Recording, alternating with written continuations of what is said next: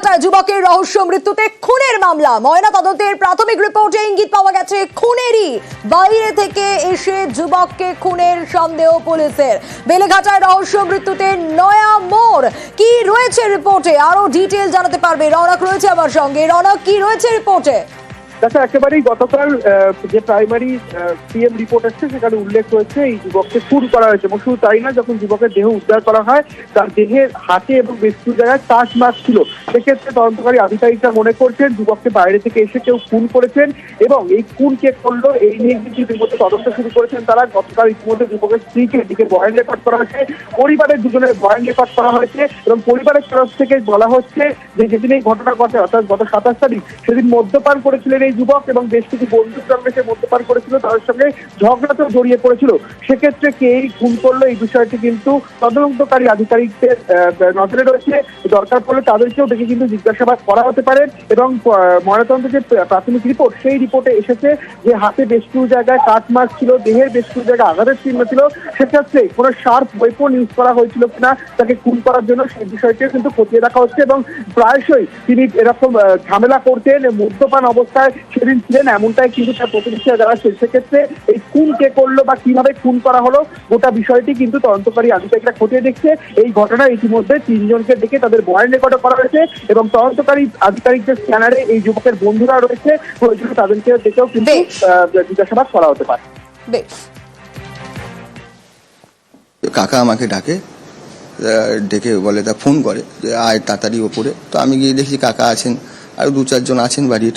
তো গিয়ে দেখি ওইরকম উপুর হয়ে খাটের কোনাটায় পড়ে আছে। এখন একা থাকতো, বিয়ে করেছিল কিছুদিন, বছরখানেক হয়েছে। স্ত্রী প্রথম আসতো, তারপরে আলাদা থাকতো। ঠিক আছে, ও নেশা ভাঙ করতো, কাজবাজ কিছু করতো না, সেই জন্য মদ্যপ অবস্থায় ছিল এবং বন্ধু বান্ধবদের সাথে মদ ফটো খেয়েছিল। ঝামেলা বলতে হতে পারে বন্ধু বান্ধবরা আসলে, কারণ আমরা তো সবসময় কাজে বাজে থাকি, অথবা যে যার ফ্ল্যাট মতো অবস্থা, যে যার নিজের ঘরে।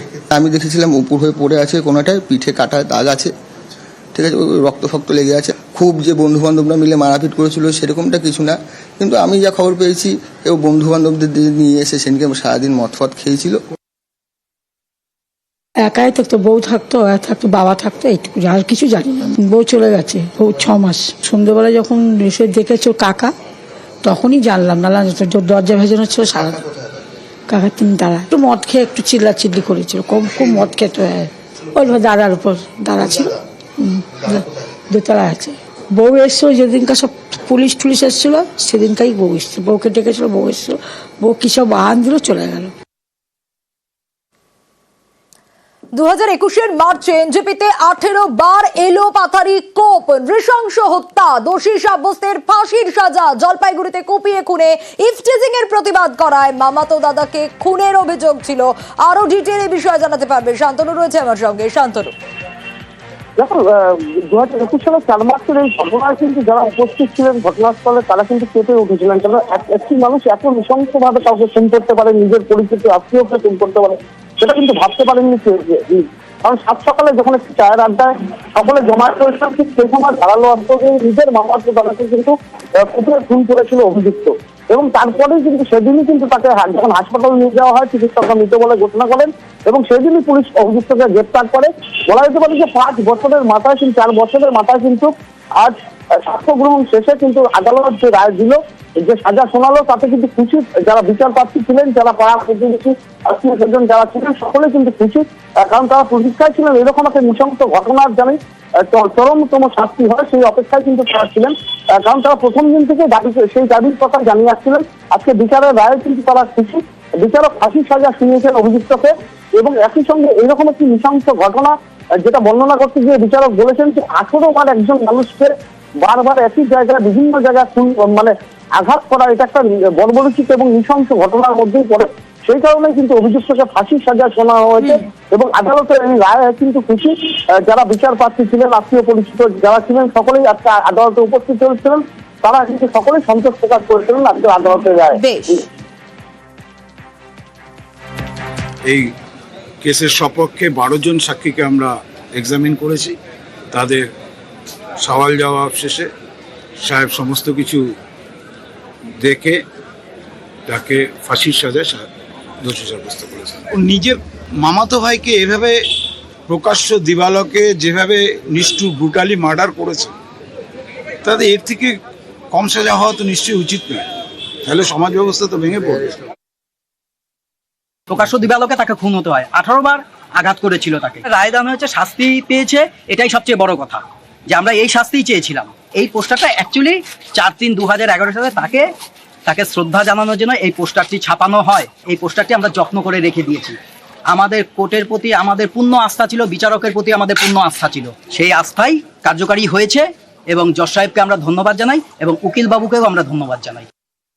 নজর রাখবো বাঁকুড়ার দিকে, কারণ সেখানে একটা দাদাগিরির ছবি দেখাবো আপনাদের। কে দাদাগিরি করছেন, কার বিরুদ্ধে অভিযোগ?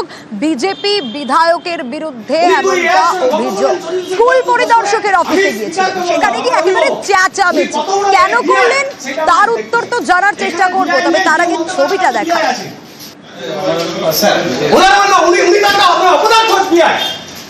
আমাকে এখানে বার করে যার কোনো ফ্যান নেই, কিছু নাই, উনি তুই এর সঙ্গে গল্প করলেন 40 মিনিট বস করে।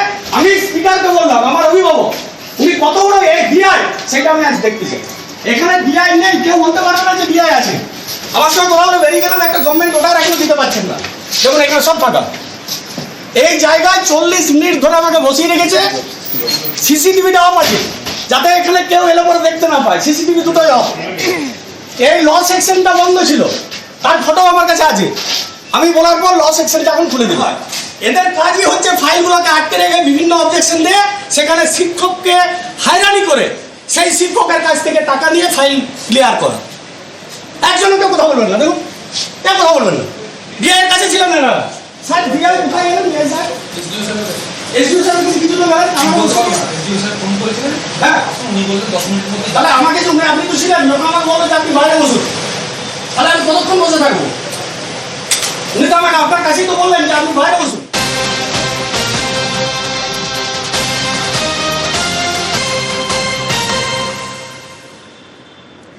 দেখলেন বাঁকুড়ার বিজেপি বিধায়কের দাদাগিরি, চেঁচামেচি, তুলকালাম, কুকথা স্কুল পরিদর্শককে। প্রিয়ব্রতর কাছ থেকে জানবো। প্রিয়ব্রত, স্বাভাবিকভাবেই পরিস্থিতি যখন তৈরি হয়, যারা অন্যান্য কর্মীরা রয়েছিলেন তারা প্রতিবাদ করেছিলেন, কিন্তু তিনি এই দাদাগিরি দেখালেন কেন? যে অভিযোগ তার বিরুদ্ধে উঠে আসছে, কি কারণ এই চেঁচামেচির, কেন?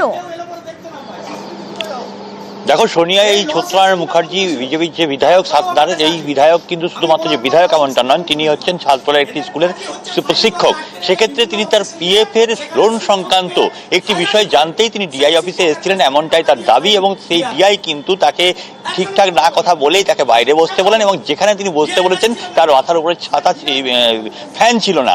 এই গরমে তাকে বসে থাকতে হয়েছে, এমনটাই অভিযোগ। এবং সেই কারণে তিনি চেঁচামেচি করে, অসভ্য ভাষায় গালিগালাজ করে পুরো অফিসকে মাথায় তুলে নেন। প্রথমে অবশ্য যে কর্মীরা ছিলেন তারা একটু হচকিয়ে যায় যে কেন এরকম চেঁচামেচি হচ্ছে। তারপরে তারা এসে দেখেন তখন দেখেন যে বিধায়ক মশাই এবং শিক্ষক যিনি, তিনি এই ধরনের চেঁচামেচি করছেন।